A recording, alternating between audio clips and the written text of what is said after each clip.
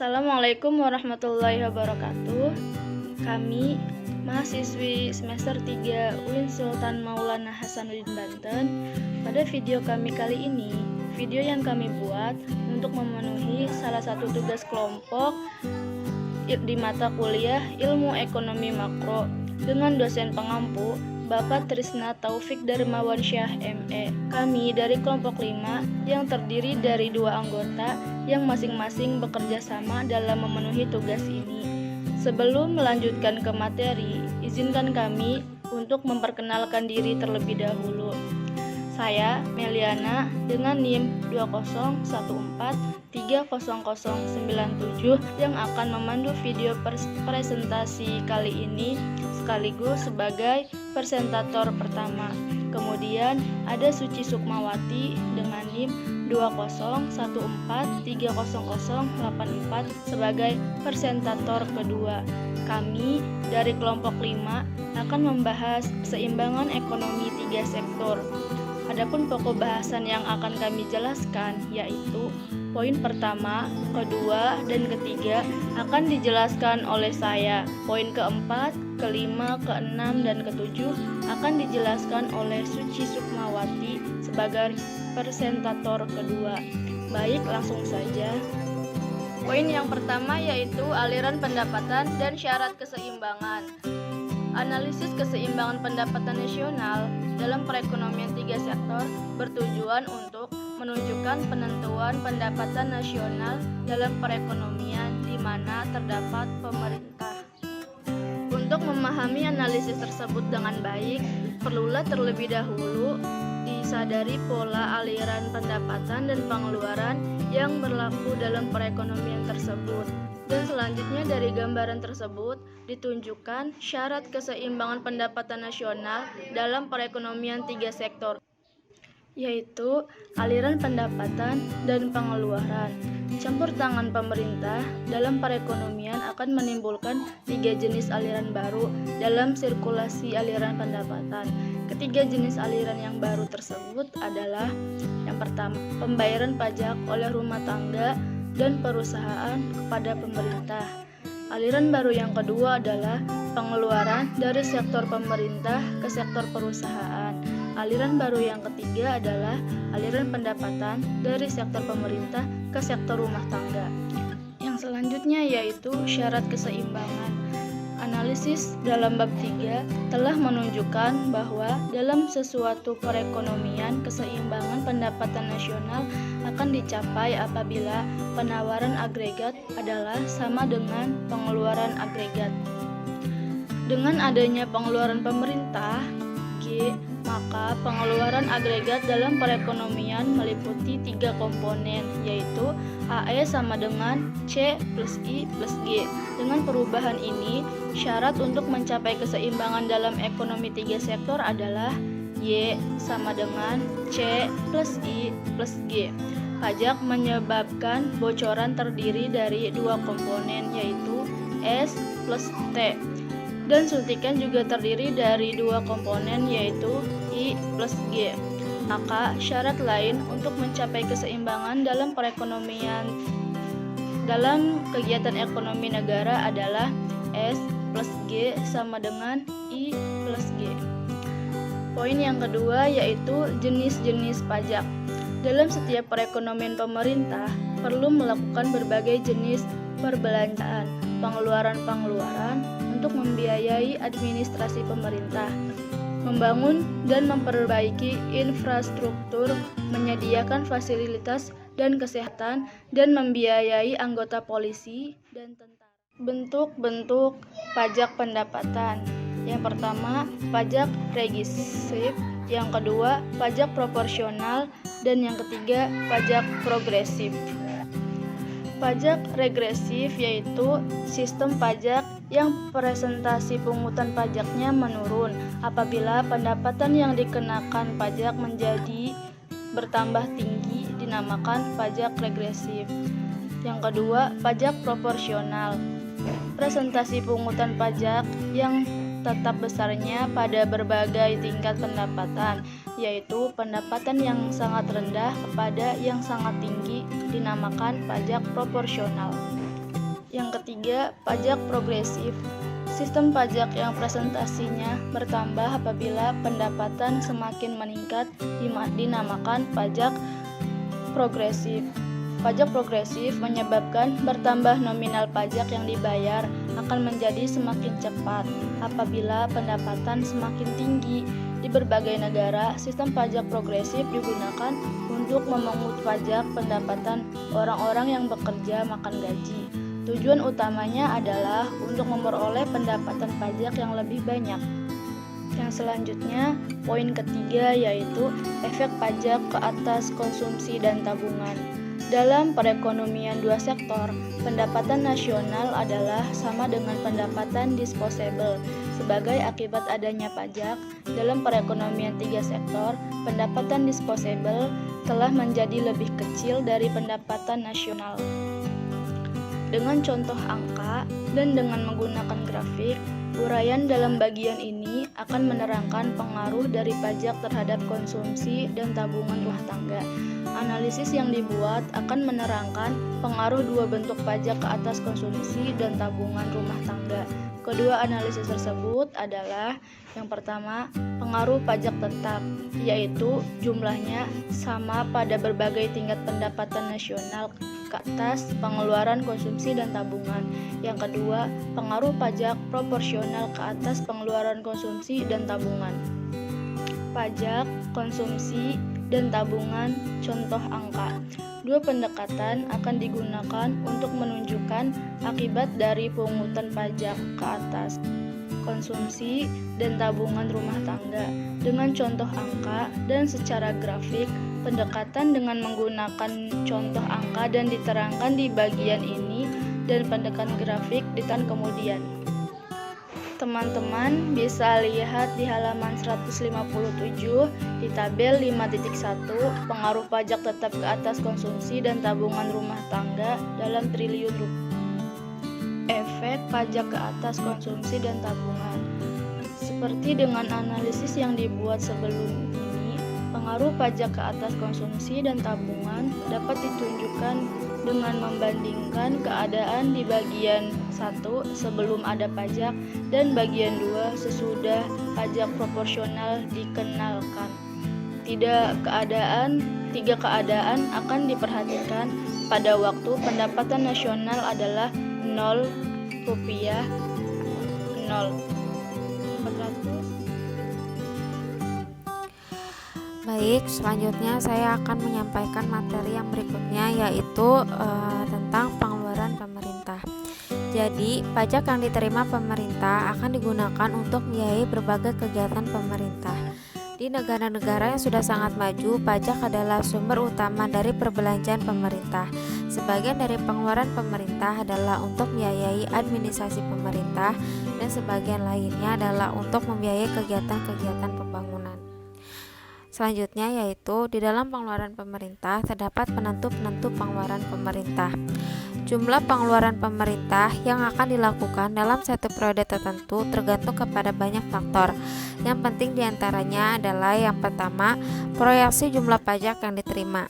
Jadi, salah satu faktor penting yang ditentukan besarnya pengeluaran pemerintah adalah jumlah pajak yang diramalkan. Dalam menyusun anggaran belanjanya, pemerintah harus terlebih dahulu membuat proyeksi mengenai jumlah pajak yang akan diterimanya. Makin banyak pajak yang dapat dikumpulkan, makin banyak pula perbelanjaan pemerintah yang akan dilakukan. Yang kedua, tujuan-tujuan ekonomi yang ingin dicapai. Faktor yang lebih penting dalam penentu pengeluaran pemerintah adalah tujuan-tujuan ekonomi yang ingin dicapai pemerintah. Pemerintah penting sekali peranan dalam perekonomian. Kegiatannya dapat memanipulasi atau mengatur kegiatan ekonomi ke arah yang diinginkan. Beberapa tujuan penting dari kegiatan pemerintah adalah mengatasi masalah pengangguran, menghindari inflasi, dan mempercepat pembangunan ekonomi dalam jangka panjang. Selanjutnya yang ketiga, pertimbangan politik dan keamanan. Pertimbangan politik dan kestabilan negara selalu menjadi salah satu tujuan penting dalam menyusun anggaran belanja. Kekacauan politik, perselisihan di antara berbagai golongan masyarakat dan daerah sering berlaku di berbagai negara di dunia. Keadaan seperti itu akan menyebabkan kenaikan perbelanjaan pemerintah yang sangat besar, terutama apabila operasi militer perlu dilakukan. Ancaman kestabilan dari negara yang sangat besar, terutama apabila menimbulkan kenaikan yang besar dalam pengeluaran ketentaraan, akan memaksa pemerintah untuk membelanjakan uang yang jauh lebih besar dari pendapatan pajak. Yang selanjutnya, fungsi pengeluaran pemerintah. Jadi, pengeluaran pemerintah pada satu periode dan perubahannya dari periode satu ke periode lainnya didasarkan kepada tingkat pendapatan nasional dan pertumbuhan pendapatan nasional. Misalnya berlaku pengangguran yang sangat buruk, dan untuk mengatasinya pemerintah melakukan perbelanjaan yang lebih banyak. Sebaliknya, apabila terjadi inflasi, pemerintah berusaha menurunkan pengeluarannya. Materi selanjutnya yaitu tentang keseimbangan dalam perekonomian tiga sektor. Uraian mengenai keseimbangan pendapatan nasional akan dibedakan dalam dua keadaan, yaitu dalam perekonomian di mana sistem pajaknya adalah sistem pajak yang tetap, dan yang kedua dalam perekonomian di mana sistem pajaknya adalah pajak proporsional. Yang pertama itu pajak tetap dan keseimbangan pendapatan. Untuk menerangkan keseimbangan pendapatan nasional dalam perekonomian di mana sistem pajaknya adalah pajak tetap, digunakan pemisalan. Yang pertama itu jumlah pajak dan sifat hubungan di antara pendapatan nasional, konsumsi, dan tabungan. Dengan demikian, fungsi konsumsi adalah C sama dengan 60 plus 0,25Y atau fungsi konsumsi sesudah pajak, dan fungsi tabungan adalah S sama dengan min 100 plus 0,25Y, pajak adalah T sama dengan 40. Investasi sektor perusahaan adalah I sama dengan 120 triliun rupiah, dan pengeluaran pemerintahan adalah G sama dengan 60 triliun rupiah. Selanjutnya, pada pajak proporsional dan keseimbangan pendapatan. Untuk menerangkan keseimbangan pendapatan nasional dan perekonomian. Wassalamualaikum warahmatullahi wabarakatuh. Terima kasih. Pemisalan juga. Yang pertama itu persentase kadar pajak dan sifat hubungan di antara pendapatan nasional, konsumsi, dan tabungan. Maka fungsi konsumsi adalah C sama dengan 90 plus 0,60Y, dan fungsi tabungan adalah S sama dengan min 90 plus 0,20Y. Fungsi pajak adalah T sama dengan 0,20Y. Dan yang kedua, investasi perusahaan adalah I sama dengan 150 triliun rupiah, dan pengeluaran pemerintah G sama dengan 240 triliun rupiah. Berdasarkan pemisalan yang telah saya sampaikan tersebut, diterangkan keseimbangan pendapatan nasional itu secara angka, grafik, dan juga aljabar. Nah, itu semua dapat dilihat di dalam buku ekonomi makro yang terdapat di halaman 171 sampai 175. Materi berikutnya yang akan saya sampaikan yaitu tentang multiplier dalam perekonomian tiga sektor. Jadi, seperti yang berlaku dalam perekonomian dua sektor, dalam perekonomian tiga sektor, perubahan-perubahan perbelanjaan agregat akan menimbulkan perubahan dalam pendapatan nasional sebanyak beberapa kali lebih besar dari perubahan perbelanjaan agregat yang asal. Seperti yang telah diterangkan ketika membicarakan mengenai perekonomian dua sektor pada bab yang lalu, keadaan tersebut akan berlaku sebagai akibat adanya proses multiplier. Untuk melihat mengenai proses multiplier dalam perekonomian tiga sektor, dua analisis yang akan dibuat. Yang pertama itu analisis dengan menggunakan contoh angka dan dengan analisis secara aljabar. Yang pertama itu multiplier dalam angka. Jadi dalam contoh angka ini digambarkan dua keadaan, yaitu dalam perekonomian yang sistem pajaknya adalah pajak tetap, dan dalam perekonomian di mana sistem pajaknya adalah pajak proporsional. Dalam kedua keadaan tersebut, dimisalkan sektor perusahaan memutuskan untuk menambah investasi sebanyak 20 triliun. Dalam perekonomian tersebut, kesondongan konsumsi marginal pendapatan disposable atau MPC adalah 0,75 dan pajak proporsional adalah T sama dengan 0,20Y. Selanjutnya yaitu menghitung nilai multiplier. Jadi Jadi uraian mengenai proses multiplier dengan menggunakan contoh angka dapat menerangkan bagaimana proses tersebut wujud, tetapi tidak menerangkan secara jelas bagaimana menentukan besarnya nilai multiplier. Penghitungan nilai multiplier dapat dengan lebih mudah dilakukan dengan menggunakan aljabar.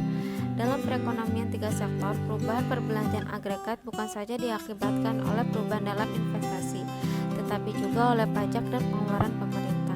Besarnya nilai multiplier dari perubahan berbagai faktor tersebut akan diterangkan dalam uraian yang berikut. Tiga jenis multiplier akan ditentukan besarnya, yaitu multiplier investasi, multiplier pengeluaran pemerintah, dan multiplier perubahan pajak.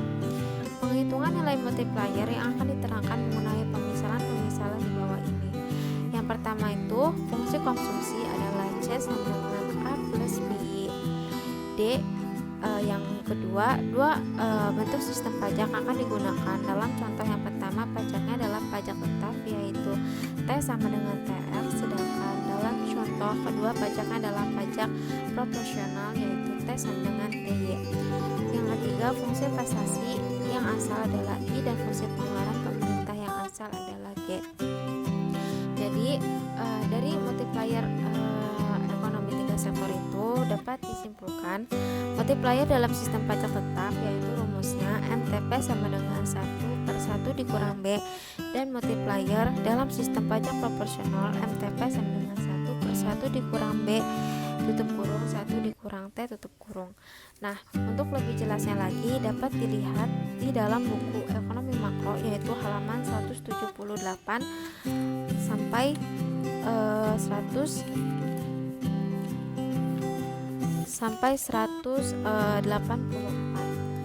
selanjutnya materi yang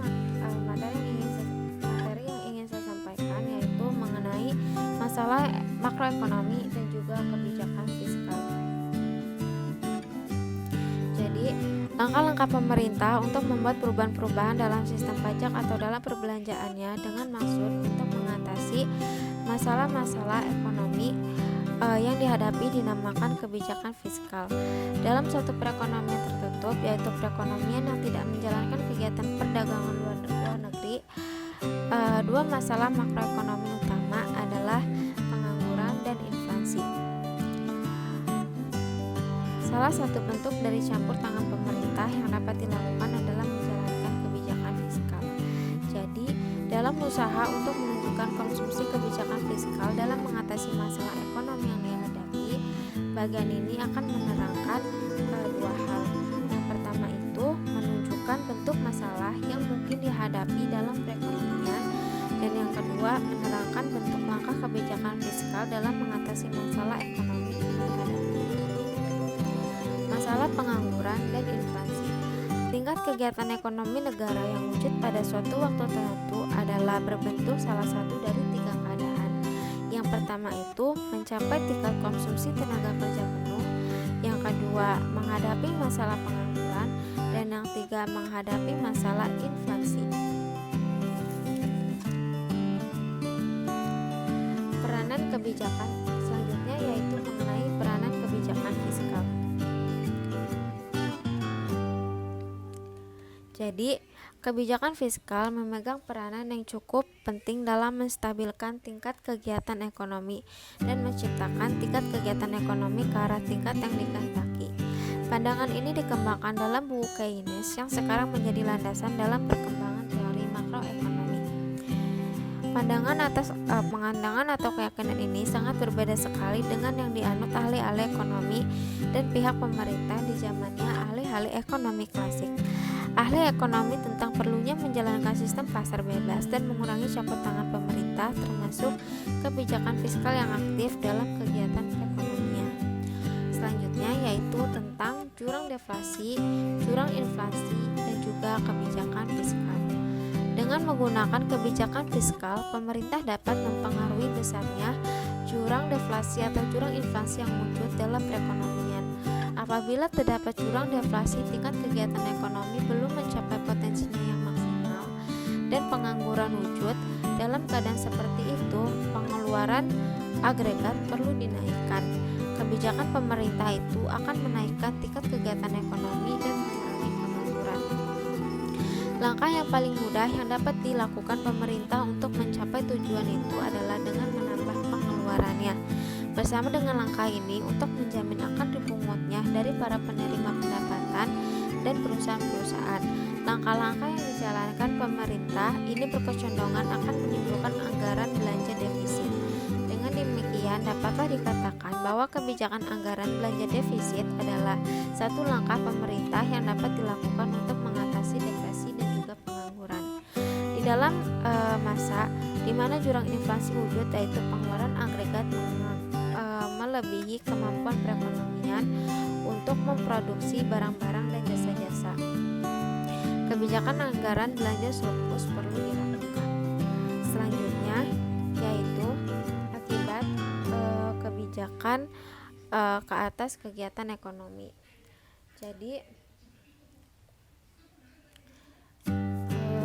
apabila pemerintah secara aktif menggunakan kebijakan anggaran belanjanya sebagai alat untuk mempengaruhi tingkat kegiatan ekonomi, maka tiga hal yang akan terjadi.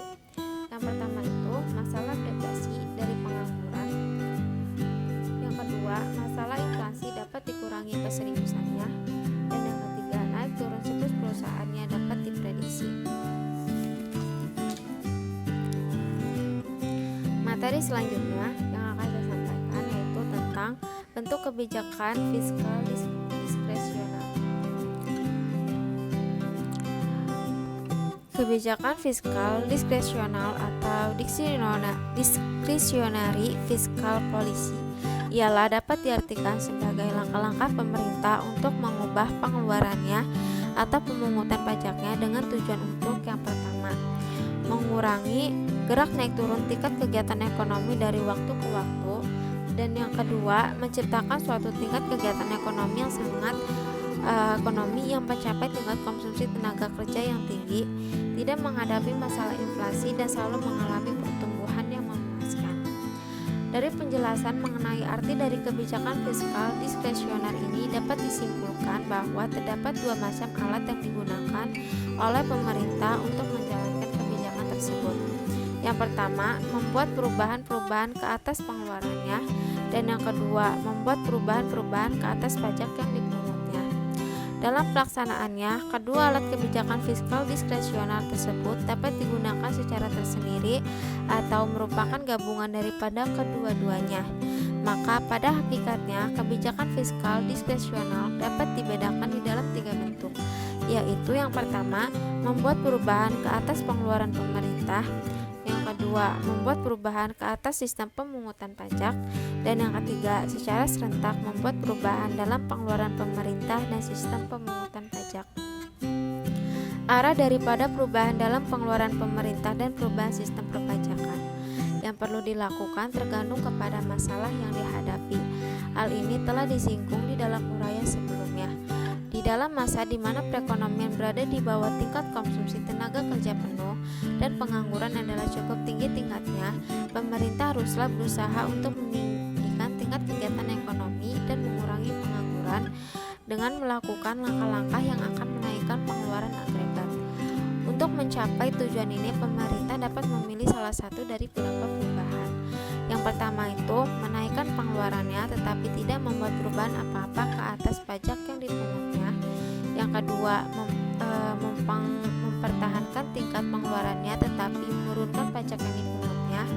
Yang ketiga, di satu pihak menaikkan pengeluarannya dan di lain pihak menurunkan pajak yang dipungutnya. Dan yang keempat, pengeluarannya dan pemungutan pajaknya dinaikkan dan kenaikan tersebut sama besarnya. Tujuan dari kebijakan seperti ini adalah untuk menjaga agar pendapatan dan pengeluaran pemerintah tetap seimbang. Perubahan-perubahan yang sebaliknya akan digunakan untuk mengatasi inflasi. Kebijakan yang dilakukan adalah yang pertama, mengurangi pengeluarannya, yang kedua, menaikkan pajak yang dipungutnya, yang ketiga, mengurangi pengeluarannya dan menaikkan pajak yang dipungutnya, dan yang keempat, mengurangi pengeluarannya dan mengurangi pajak yang dipungutnya dengan jumlah yang sama besarnya. Selanjutnya yaitu tentang pengangguran dan kebijakan fiskal. Jadi, setelah menunjukkan bentuk-bentuk kebijakan fiskal diskresioner yang dapat digunakan untuk mengatasi masalah pengangguran atau inflasi, Persoalan selanjutnya yang perlu diteliti dan dibicarakan adalah mengenai jumlah perubahan dalam pengeluaran pemerintah dan pajak yang perlu dilakukan untuk mengatasi masalah ini. Pada hakikatnya, terdapat 3 faktor yang akan menentukan besarnya perubahan dalam anggaran belanja untuk mengatasi masalah pengangguran atau inflasi yang dihadapi. Faktor itu adalah yang pertama, besarnya perbelanjaan di antara pendapatan nasional dan sebenarnya dicapai dengan pendapatan nasional yang akan tercapai pada konsumsi tenaga kerja penuh. Yang kedua, bentuk kebijakan fiskal diskresioner yang akan dilaksanakan. Dan yang ketiga, besarnya kecondongan konsumsi marginal pendapatan nasional atau NPG. Jadi, dari masalah pengangguran dan kebijakan fiskal itu ada pemisalan yang digunakan yaitu contoh yang berikut akan menunjukkan magnitud kebijakan fiskal diskresioner untuk mencapai masalah pengangguran yang dihadapi dalam perekonomian. Misalkan, pendapatan nasional potensial, yaitu pendapatan nasional yang akan dicapai pada tingkat konsumsi tenaga kerja penuh adalah 800 triliun. Pada tahun tersebut, pendapatan nasional yang sebenarnya dicapai adalah 750 triliun. Seterusnya dimisalkan MPG pendapatan disposable adalah 0,25 dan sistem pajak yang digunakan yaitu pajak proporsional dan besarnya adalah 20% dari pendapatan nasional. Alternatif kebijakan fiskal diskresioner yang akan dilakukan pemerintah adalah seperti yang dinyatakan ini. Yang pertama itu pemerintah menaikkan pengeluarannya saja. Yang kedua, pemerintah menurunkan pajak saja. Dan yang ketiga, pemerintah menaikkan pengeluarannya sebanyak 10 triliun dan usaha mengatur pengangguran dilakukan juga dengan mengurangi pajak. Nah, dari uraian yang telah saya sampaikan, untuk lebih jelasnya dan lebih detailnya bisa dilihat pada halaman 190 sampai 191 tentang pemisalan yang telah saya sampaikan tersebut. Terima kasih. Baik, saya akan menyampaikan kesimpulannya terlebih dahulu, yaitu ekonomi 3 sektor adalah perekonomian yang meliputi kegiatan dalam sektor perusahaan, rumah tangga, dan pemerintah. Kegiatan pemerintah menimbulkan 2 aliran pembayaran, yaitu yang pertama, pajak yang dibayar oleh perusahaan-perusahaan dan rumah tangga kepada pemerintah, dan yang kedua, pengeluaran pemerintah. Kedua bentuk aliran pengeluaran atau pendapatan ini akan mengubah pola aliran pusingan pendapatan dalam perekonomian. Dalam ekonomi 3 sektor, belum terdapat kegiatan mengekspor dan mengimpor. Oleh karena itu, ekonomi 3 sektor dinamakan juga sebagai ekonomi tertutup. Selanjutnya, dengan adanya pengeluaran pemerintah, G, maka pengeluaran agregat dalam perekonomian meliputi 3 komponen, yaitu AE sama dengan C plus I plus G. Dengan perubahan ini, syarat untuk mencapai keseimbangan dalam ekonomi 3 sektor adalah Y sama dengan C plus I plus G. Pajak menyebabkan bocoran terdiri dari 2 komponen, yaitu S plus T, dan suntikan juga terdiri dari 2 komponen, yaitu I plus G. Maka syarat untuk mencapai keseimbangan dalam kegiatan ekonomi negara adalah S plus T sama dengan I plus G. Dibandingkan dengan tingkat kesempatan kerja penuh, kegiatan ekonomi yang sebenarnya dapat mencapai salah satu dari 3 keadaan berikut, yaitu yang pertama, pengeluaran agregat rendah dan pengangguran berlaku. Yang kedua, pengeluaran agregat terlalu tinggi dan melebihi tingkat kesempatan kerja penuh sehingga menyebabkan inflasi. Dan yang ketiga, pengeluaran agregat adalah sama dengan yang diperlukan untuk mencapai kesempatan kerja penuh dan pengangguran hanya meliputi pengangguran normal. Yang kerap berlaku adalah keadaan yang dinyatakan dalam 1. Pemerintah dapat menimbulkan pengaruh yang penting ke atas pencapaian kegiatan ekonomi melalui kebijakan pemerintah. Pengeluaran agregat dapat dipengaruhinya, yaitu 1. Meningkatkan pengeluaran agregat pada waktu pengangguran atau mengurangi pengeluaran agregat pada waktu inflasi. Yang kedua, usaha dalam 1. akan menyebabkan perubahan kegiatan ekonomi dari waktu ke waktu menjadi lebih stabil. Dan yang ketiga, dalam jangka panjang pertumbuhan ekonomi akan baik. Mungkin cukup sekian dari kelompok 5. Semoga teman-teman dapat memahami dari penyampaian kami. Saya selaku moderator pamit undur diri. Wassalamualaikum warahmatullahi wabarakatuh. Terima kasih.